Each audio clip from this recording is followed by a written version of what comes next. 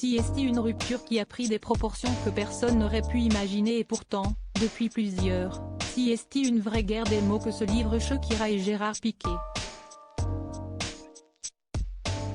Tout ça a commencé le 4 juin 2022, lorsque la chanteuse colombienne et le footballeur catalan ont annoncé publiquement qu'ils se séparaient. Depuis, ils se sont fait la guerre par avocats interposés pour trouver une solution à la garde de leurs enfants et CST, finalement l'artiste de 46 ans qui a gagné la bataille judiciaire. Elle devrait bientôt quitter l'Espagne pour emménager à Miami en Floride, où elle aurait d'ailleurs trouvé l'amour si l'on en croit les dernières rumeurs de la presse espagnole. De son côté, Gérard Piqué n'a pas mis longtemps à retrouver chaussure à son pied puisqu'il s'est mis en couple avec Clara Chia, peu de temps après sa rupture avec Shakira.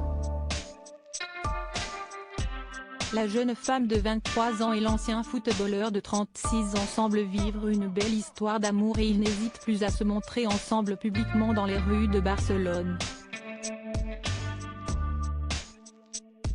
Une relation qui a démarré peu de temps après que le père de Milan, 10 ans, et Sacha, 7 ans, ne soient séparés de la Colombienne, mais d'après certaines rumeurs, ils étaient ensemble avant la rupture et CST d'ailleurs, ce qui aurait provoqué la séparation.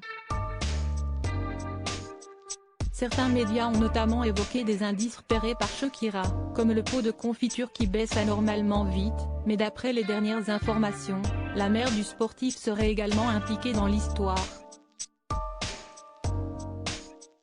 Gérard Piqué se serait réfugié chez sa mère avec Clara Chia.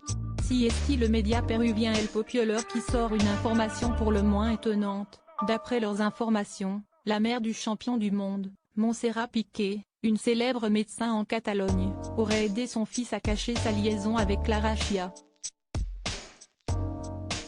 Nos confrères affirment que cette dernière a été mise au courant de l'histoire entre Gérard Piqué et la jolie blonde et elle leur aurait permis de se retrouver dans sa propre maison, à l'abri des regards indiscrets.